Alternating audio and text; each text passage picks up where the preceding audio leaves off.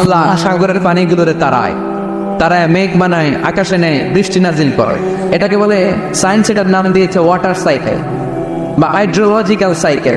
এটাই আল্লাহ কোরআনে এইভাবে বলেছে, আল্লাহ তাআলা ইসজি সাহাবা, তোমরা কি দেখো না সূর্যের তাপে বাষ্প হয়ে গ্যাস হয়ে পানিগুলো উপরে ওঠে।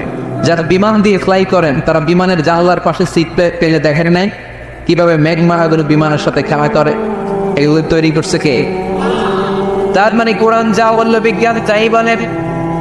সানশাইন, সূর্যের প্রখর তাপে পানিগুলো বাষ্প হয়ে উপরে যায়, ঘনীভূত হয়, কন্ডেন্সড হয়, ঘনীভূত হয়, মেঘমালা হয়। ওই মেঘ থেকে ঝিরি ঝিরি বৃষ্টি নাজিল করে কে?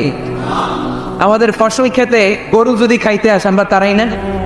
আল্লাহ কয়, তুই তোর ফসল ক্ষেত বাঁচানোর জন্য গরু তারাস, আমি তো আকাশে মেঘ তার। তোর এখান থেকে যে ফসল আসে, এখানে ফসল উৎপাদনের জন্য পরিশ্রম তুই একা করস নাই, আমারও পরিশ্রম আছে। তুই দুনিয়ার জমিনে ছাগল তাড়িয়ে দিস, মেঘ তাড়িয়ে দিস, আমি আল্লাহর আদেশে আকাশের মেঘগুলো আমি তাড়িয়ে তোর ক্ষেতের উপরে, ফসল ক্ষেতের উপরে নিয়ে বৃষ্টি নাজিল করে আমি সবুজ শ্যামল ফসল ক্ষেত দিয়েছি। তার মানে সায়েন্স যা বলেছে আর বিজ্ঞান যা বলেছে মিল আছে না নেই? আকাশে মেঘমালা দেখলে বিষ্ণু ইসলাম ভয় পেয়ে যেতেন, দোয়া পড়তেন, আল্লাহুম্মা সাইয়্যিবান নাফিআ, আল্লাহ উপকারী বৃষ্টি দেয়।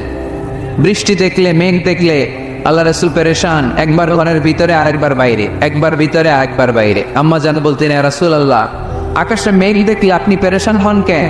আল্লাহ রাসূল কেঁদে কেঁদে বলতেন, আয়েশা আমি জানি না এই বৃষ্টি আর তুফান থেকে মদিনায় সজীব শ্যামল ঘাস লতা পাতা জন্মাবে, নাকি এর মধ্যে থেকে বজ্রপাত এসে আমাদের পাপের কারণে আল্লাহ মদিনাটারে জ্বালিয়ে দিবে।